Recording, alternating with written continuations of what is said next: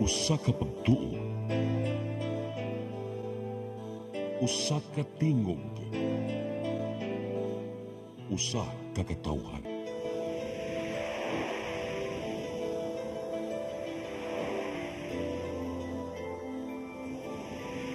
Cebu Catholic Television Network.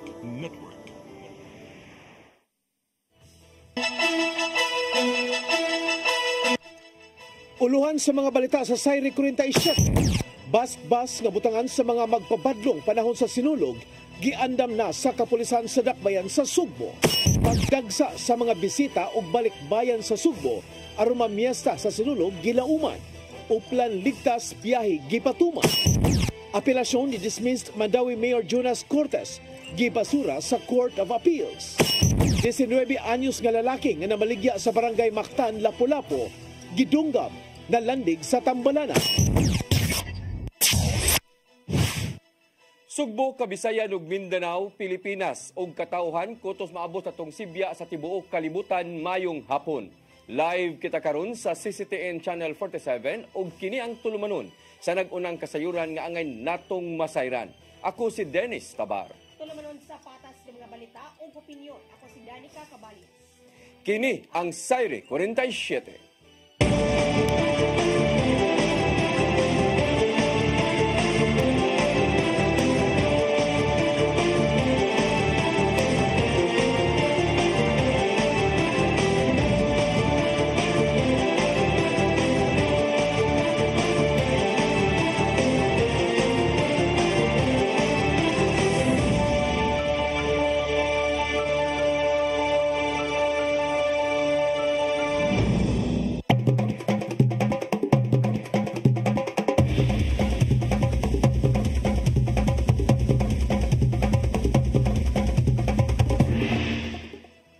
Karon sa kompletong detalye sa atong mga balita, kapulisan sa Dakbayan sa Sugbo nangandam og 5 ka bas-bas sa ipahimutang sa ruta sa Sinulog Grand Parade. Kini ang magsilbing temporary custodial facility sa mga magpabadlong o muhimog krimen ingon man ang mag-inom sud sa 300 metros gikan sa ruta sa Sinulog. Ang kasayuran ihatod ni Arnold Bustamante. Giandam na sa kapulisan sa Dakbayan sa Sugbo ang 5 ka mga bus nga mahimuong temporary custodial facility neto nga mga tawo nga magpabadlong atol sa Sinulog Grand Parade sa Enero 19, 2025. Mato ni Police Lieutenant Colonel Maria Teresa Makatangay, Deputy City Director for Operations sa Cebu City Police Office, nga nagrequesta sila sa kagamanan sa Dakbayan sa Sugbo nga mogamit sa bus sa syudad ug mitugot na nini si Cebu City Mayor Raymond Alvin Garcia. Among 5 ka mga bus ay pakatap kini sa ruta sa Sinulog Grand Parade ug kung dunay magpabadlong o muhimog krimen sama sa pagpanguot, kawat ug muhimog kagubot dito sa laibalhog sa mga pulis o mga force multipliers nga gilatag sa kadalanan. Matag bas doon mga investigador ang gagidestino nga mahimog dokumento o kung unsa kabugat ang kaso nga ihang nalapas, mahimog ila kini pasakaan og kaso sa korte. Naatay kani nga mga bas-bas, they will be supervised by our police investigators. So they will be properly documented, no? And if warranted, cases will be filed against them who will be temporarily detained there. So di na to panganduyon nga makasuway ta nga ibutang sa bas-bas. As much as possible, let us just enjoy the moment, the festivities without causing harm or trouble against anyone else. Itay mausab ni Makatangay nga hugot nila kay patuman ang giluwatan nga executive order ni Garcia nga likurban sulod sa 300 metros radius sa Sinulog Grand Parade nga magsugod sa alas 6 sa buntag hangtod sa alas 8 sa gabi sa Enero 18 samtang alas 12:01 sa kadlawon hangtod sa alas 10 sa gabi inig Domingo nga mao na aga Sinulog Grand Parade. Wala hinoy labot sa iyo kadto gagawas na sa 300 metros radius di ina mamahimo ra sila nga makainom og limnon nga makahubog. Awag sa kapulisan nga tumanon lang ang mao nga lagda aron nga magpabilin nga hapsay ug malinawon ang kapistahan ni Senior Santo Niño. Limited raman ang oras ani. Say for example, ang gibawal na to is between 12:01 man, diba, towards 10 in the evening. So I guess pwede rin kita magpugong, no, anang mga orasa. And ang gilimitahan is within Ramansad, around sa parade route. Dito sa nila nga idili aga mga street party nga usa sa mga tinubdan sa kagubot inigabot na sa kagadion. Gibutyag ni makatangay nga kung doon na sila mahibaw-an nga nag-street party, ila lang una kini nga badlongon ug paundangon. That is correct. But first, of course, we just have to reprimand them because again, we will impose maximum tolerance. But if they'll be very rowdy and they'll be very disrespectful, well, there are procedures that are going to be followed. But you must take note that in the enforcement of the mayor's EO, dili lang ang PNP ang agency nga mag-enforce. There is a composite team. Arnold Bustamante, CCTV. Precautionary measures ipatuman aron mapugnan ang posibleng kagubot sa mga pampublikong lugar atol sa sinulog. Gimanduan usab ang kapulisan nga ipatuman ang hugot nga seguridad aron masigurong hapsay ang tinuig nga kalihukan. Ang kasayuran hatod ni Gian Navarro.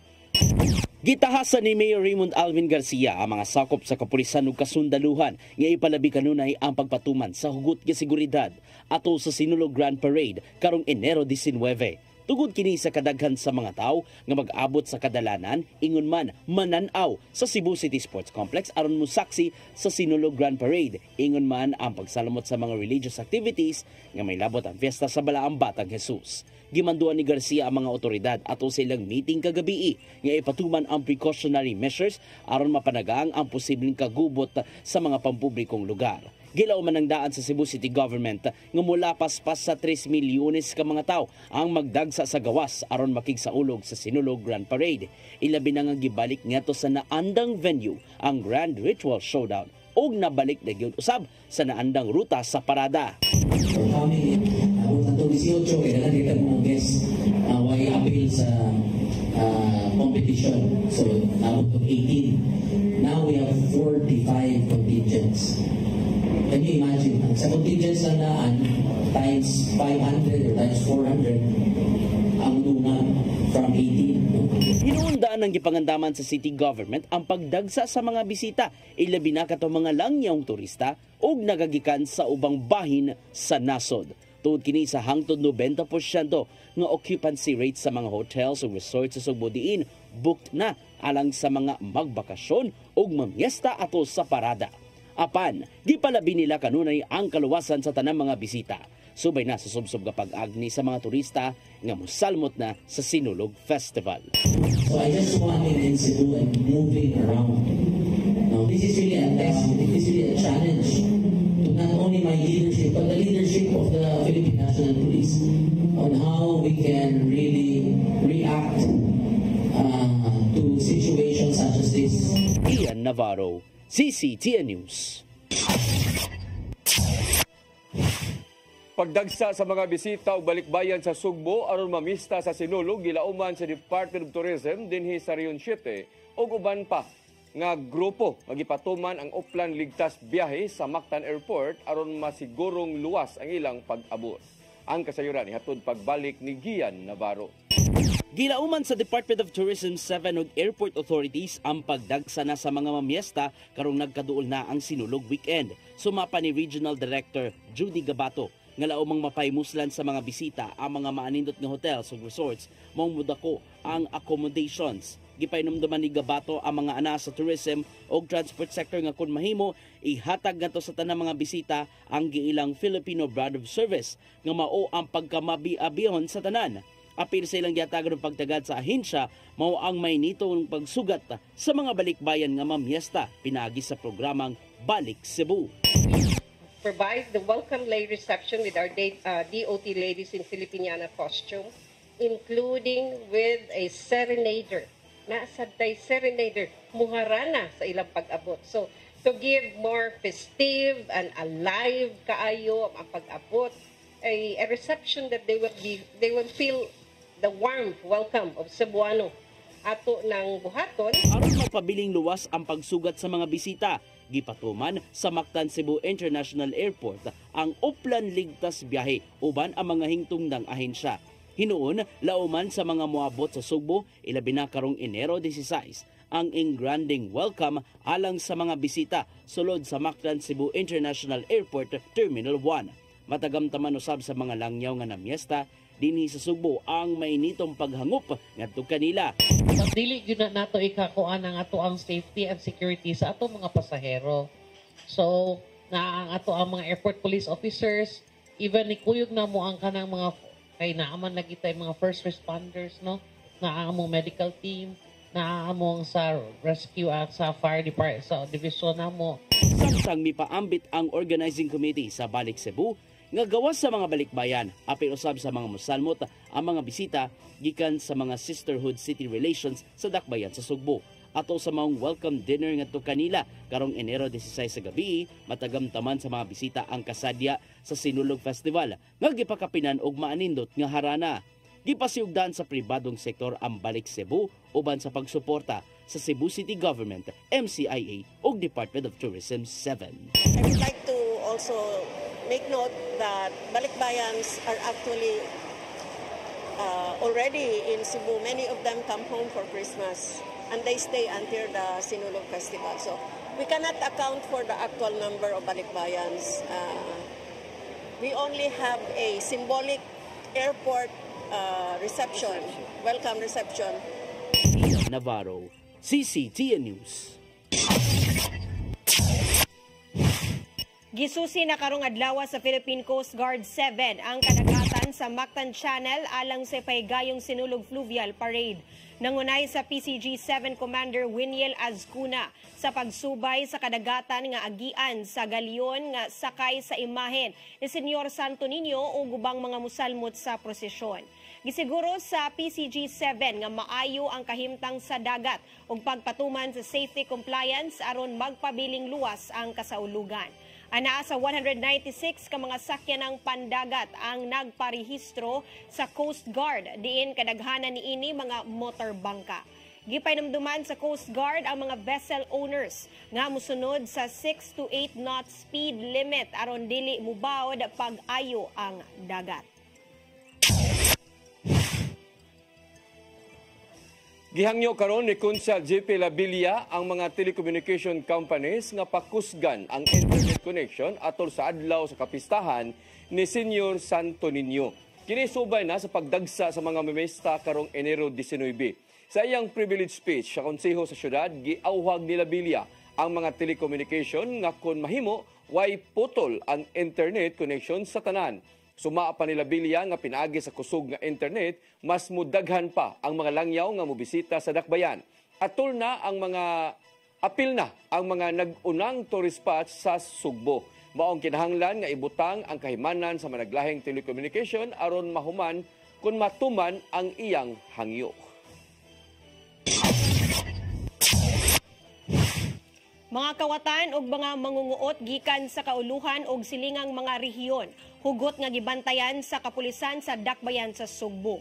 Posible silang mangigo atol sa Sinulog Grand Parade. Ang kasayuran hatod ni Arnold Bustamante. Hugot usab ang monitoring sa kapulisan sa Central Visayas sa posibleng pagpangabot sa mga kawatan gikan sa laing rehiyon sa Pilipinas. Giangko ni makatangay nga matag sinulog aga mga notadong kriminal gikan sa kauluhan. Mubalon usab sila sa dakbayan sa Sugbo human sa kapistahan sa itom nga Nazareno.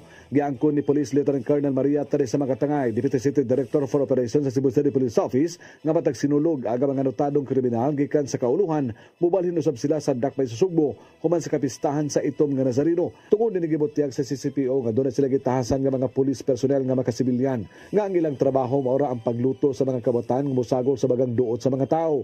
Giawhag niya ang mga tag-iyang boarding house o mga apartment nga kung adunay moabang sila nga mga pasilidad nga kanunahan labing maayo nga mopahibaw dayon sa mga pulis aron mahatagan nila kini sa dinrian nga aksyon. This is like a magnet for opportunists to come here and especially those that are involved in crimes against property, ba mga mangunguot, mga kawatan, attractive gud kay nila nga mga events.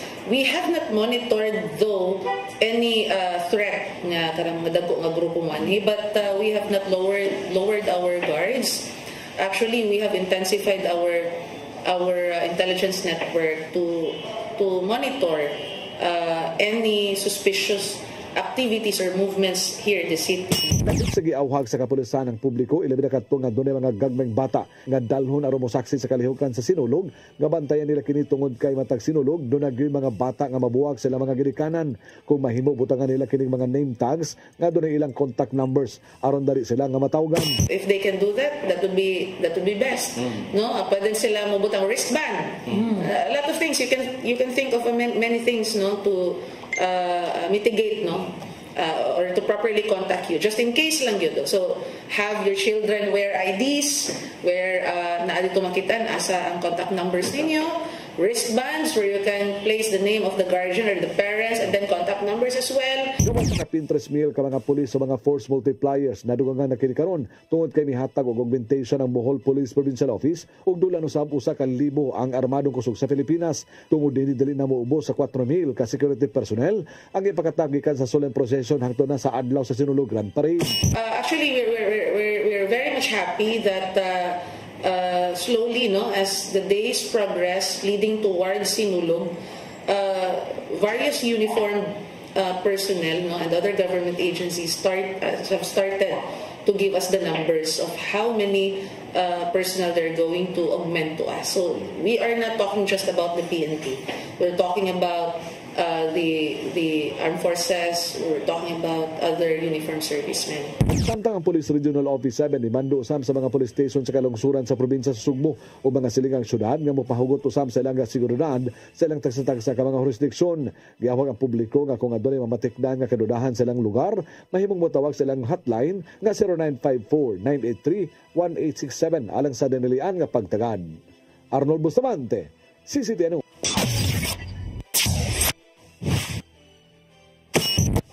Mosunod, apelasyon ni dismissed Mandawi Mayor Jonas Cortes gibasura sa Court of Appeals.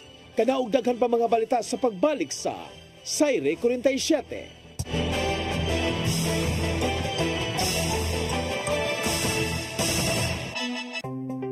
Discover the beauty of the Philippines.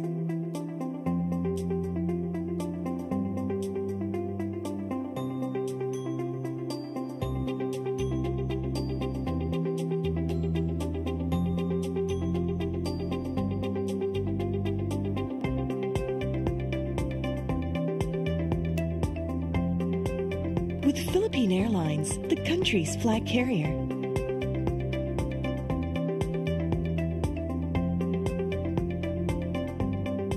The airline that lets you feel the warmth of the nation.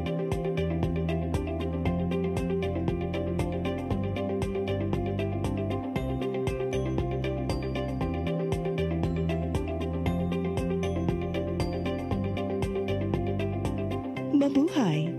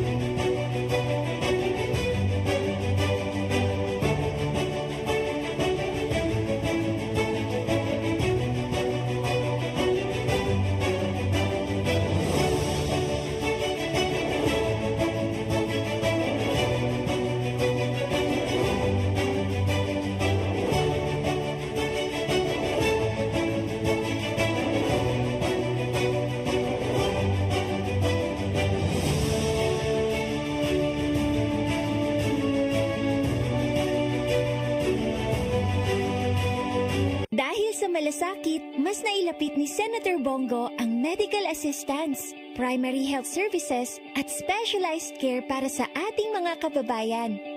Sa malasakit, prioridad ang edukasyon para sa mas magandang kinabukasan. Samahan pa ng sports, panalo ang kabataan. Bunga ng malasakit ang pagbigay lakas sa mga lokal na negosyo at mas maayos na trabaho.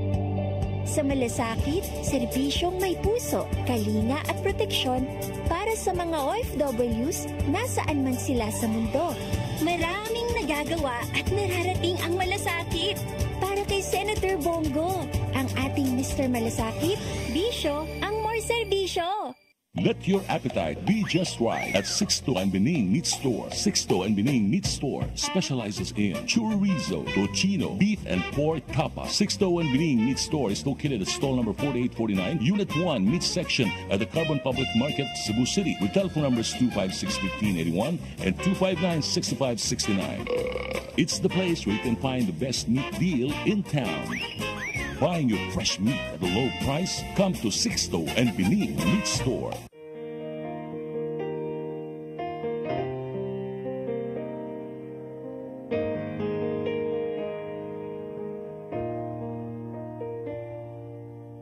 Heal me, O Lord, and I will be healed. Save me, and I will be saved. Heal me, O Lord, and I will be healed. For you are the one I praise. You are the one I praise. Sing it with me. Heal me, O Lord, and I will be healed. Save me, and I will be saved.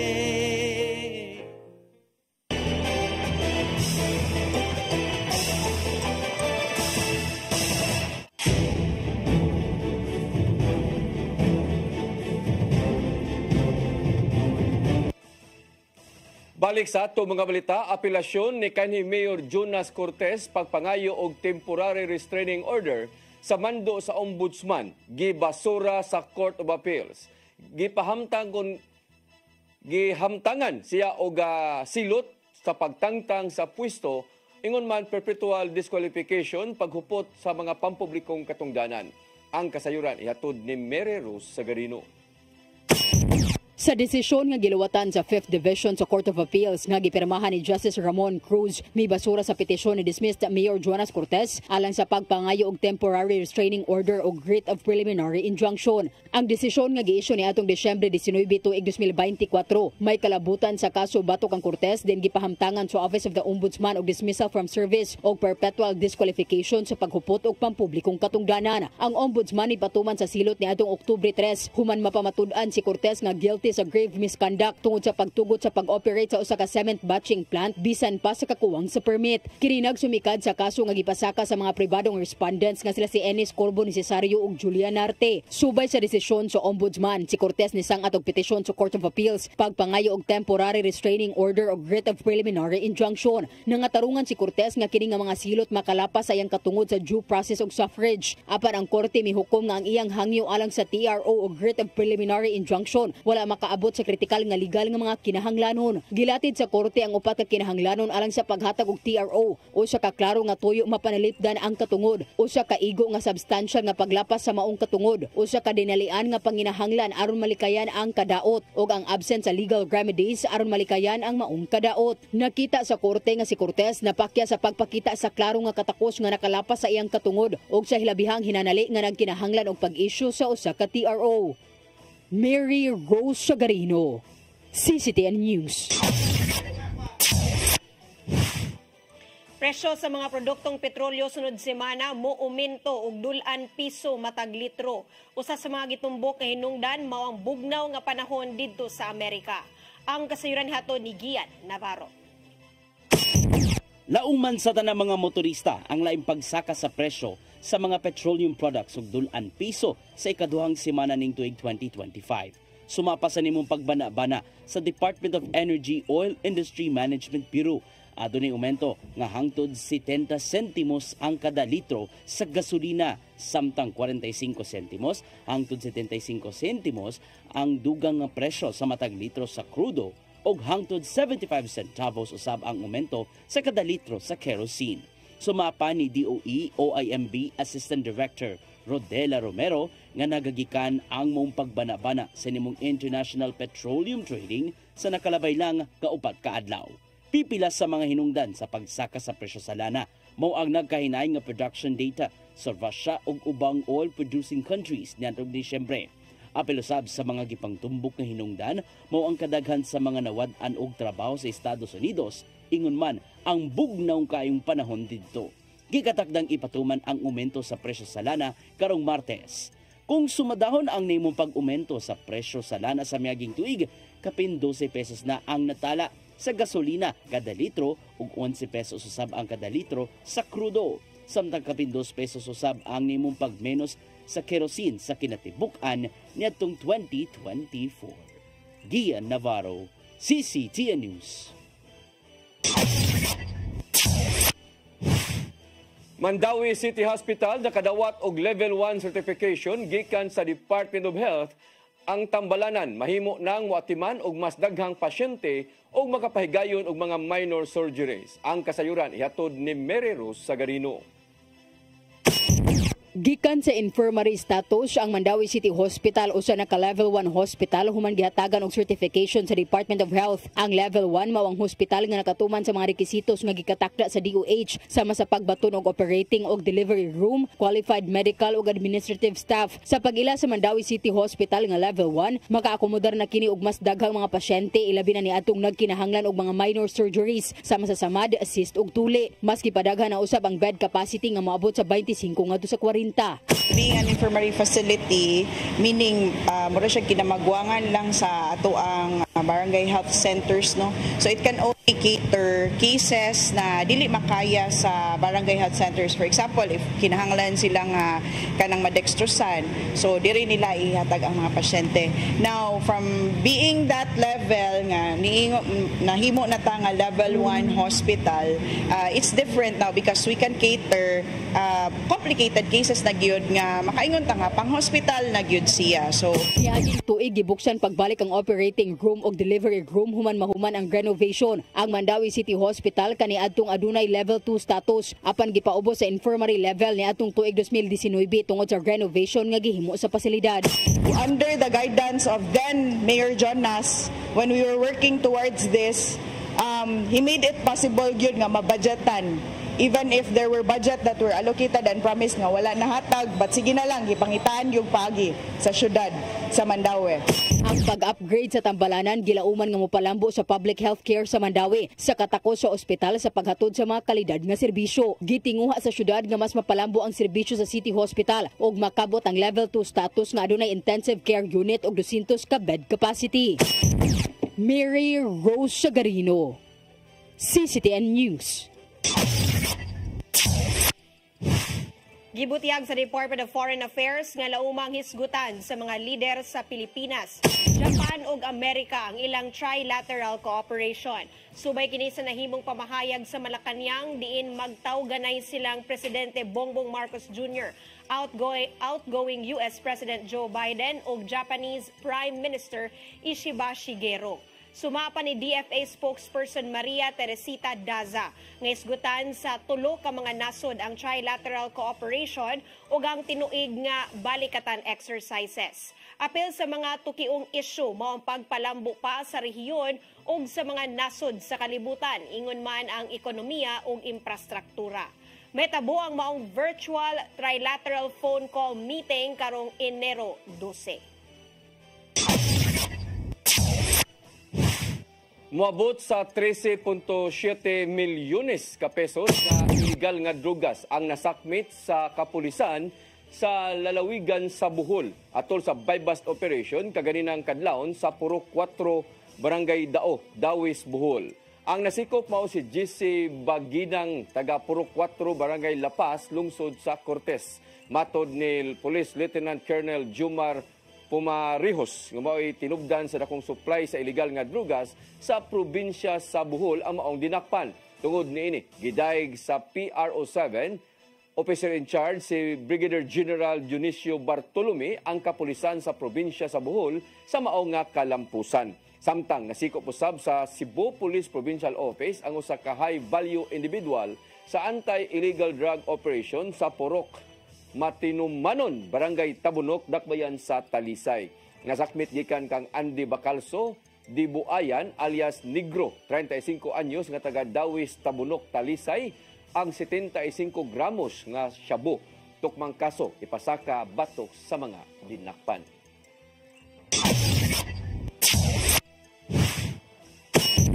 Mosunod, 19 anyos nga lalaki nga namaligya sa barangay Mactan, Dakbayan sa Lapu-Lapu, gidunggap na landig sa Tambalanan. Kanaog daghan pa mga balita sa pagbalik sa Sayre 47.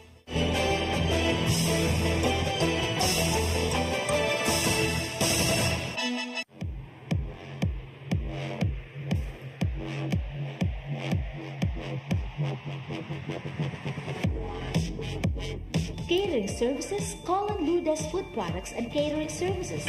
They accept catering for weddings, birthdays, anniversaries, graduations, baptisms, conferences, seminars, house blessings, and other special occasions. Lourdes Food Products and Catering Services, located at 180 Katipunan Street, Tisa, Cebu City.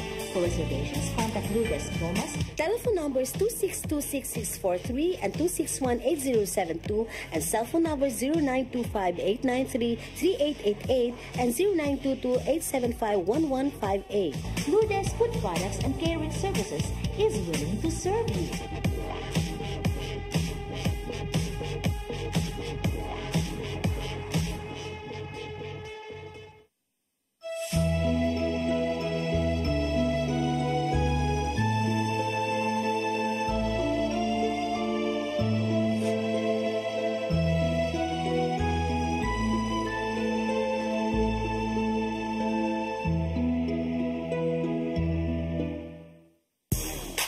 Chicharon ang sumsuman, snack o pangsudan, Chilen ang anging banatan. Chilen Chicharon, available at SM Supermarkets and Hypermart Metro Manila. Also at Guadalupe Corner, Enveles and V. Rama Street and at 078 M. Pacanya Street, Tisa, Cebu City.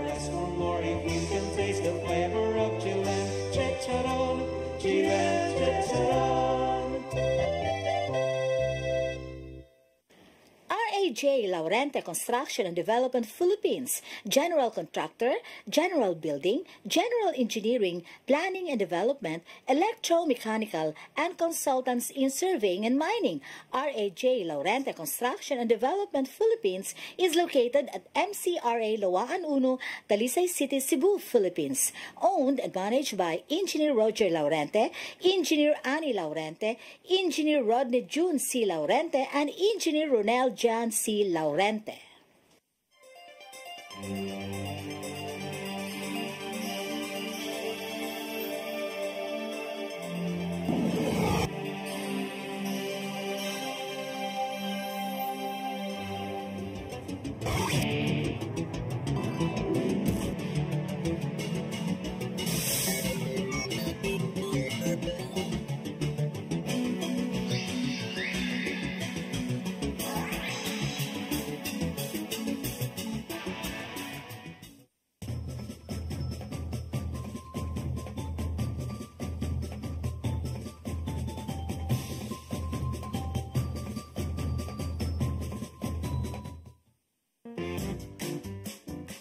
In the heart of Cebu lies an ideal place for the people on the go.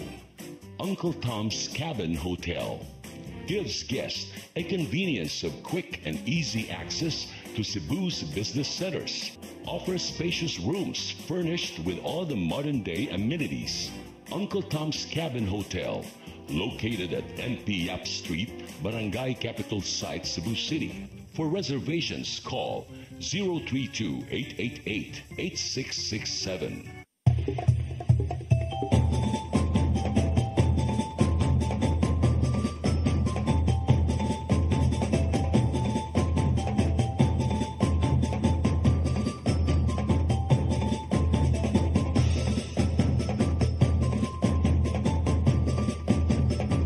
May the dance of the Sinulog Festival encourages us to celebrate life with enthusiasm and grace. Viva Page Senior! Hala Bira! Pit Senior kang mama kini, Pit Senior kang papa kini. Viva Pit Senior!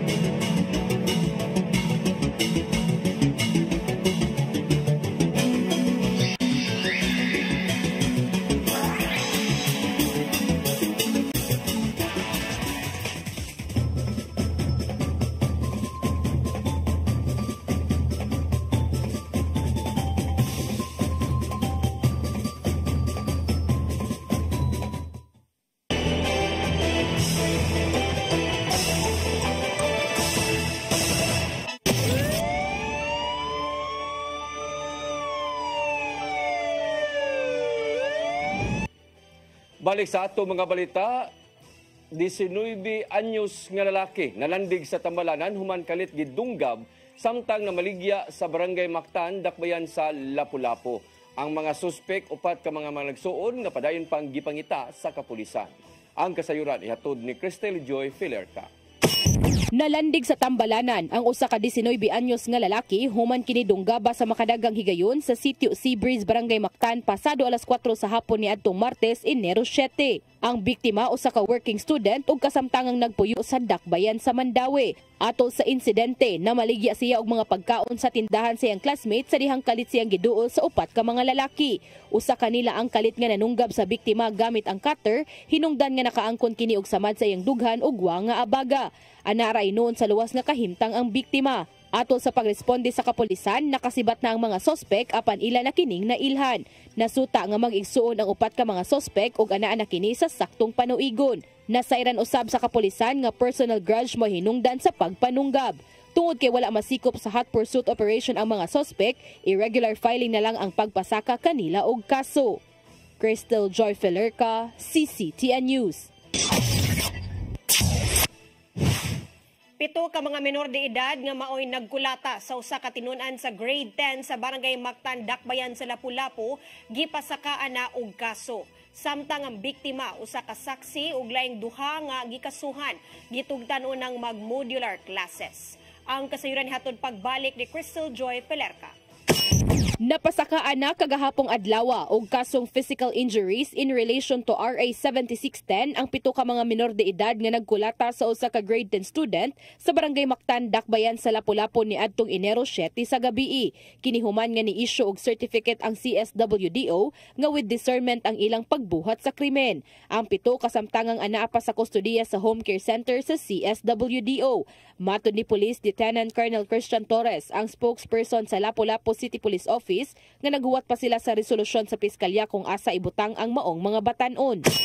Sa piskalya, sa huwes, kung sa disposisyon sa mga batanon, sa iluon ba or intervention lang ba, depende na nila. At napay duha ka mga sospek ang wala pa mailhi sa kapulisan. Kung mailhan na ang duha, irregular filing na lang ang pagpasaka kanila og kaso. Subay sa maong balita, matod ni Fernel Heraldez, ang Principal 4 sa Mactan National High School, nga gitugutan una nilang mag-modular class ang biktima tungod kay hangtod karon na traumatized pa kini og mahadlok ng mo eskwela. Samtang lakip usab nga gi-modular class ang usa ka saksi kinsa classmate ra usab sa biktima. Dugang sa principal nga nihangyo usab ang ginikanan sa duha ka mga nangulata nga nagtungha sa grade 9 og classmate gihapon sa biktima ang usa nga kung pwede i-modular classes lang gihapon sila aron nga magpadayon ang ilang pagtungha bisan og anaa sila sa home care center. Sigun usab sa principal nga ila kining gitugutan, ilabi na nga grade 10 na ang mga nalambigit ug nakita usab nilang sa nanglabay nga mga quarters maayo ang performance sa mga tinun-an. Hangtod duha ka semana ang iyang gihatag nga pagtugot nga mag-modular class ang upat ka mga tinun-an, apan pwede kining lugwayan depende sa dagan sa kaso. 2 weeks time kay inig kuan na to quarterly test na to, amo lang po hangion si parent nga ihatod kuha lang sa para maka-istupi sa bata o take sa examen. Ibutyag usab ang principal nga adunay mga tanod nga magbantay sulod sa 50 metros gikan sa tunghaan aron nga masiguro ang kaluwasan sa mga tinun-an, ilabi na inigawas nila sa gabii tungod sa mga insidente kaniadto nga adunay pag-atngan nga mga tinun-an. Apan kini mo'y unang higayon nga adunay naatngan sa iskina nga medyo distansya na sa tunghaan. Maong isip lakang sa maong insidente, ang principal makiginabi sa kapitan sa Barangay Mactan aron nga maaksyonan kini og mas mapahugot pa ang seguridad sa maong dapit. At amo na po ning i-qualify nga magkuan na po taning iriyahan na po. Dapita diri sa skina gyud kay naa dinhi dapita na po ang atang. Crystal Joy Felerca, CCTN News.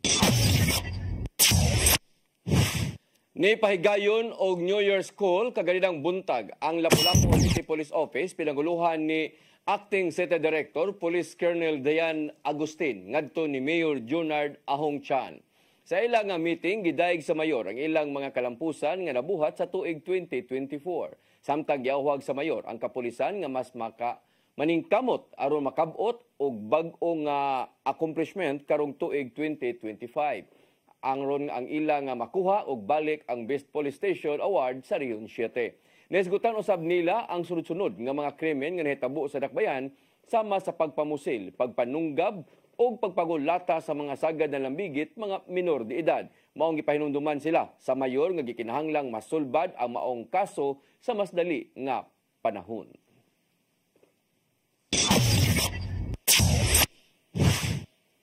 Mao kadtong naglangkob sa atong mga balita sa Sayre 47, ako si Dennis Tabar. Ako si Danica Caballe, Santo Lunes po sa inyong paboritong tulumanon. Sayre 47.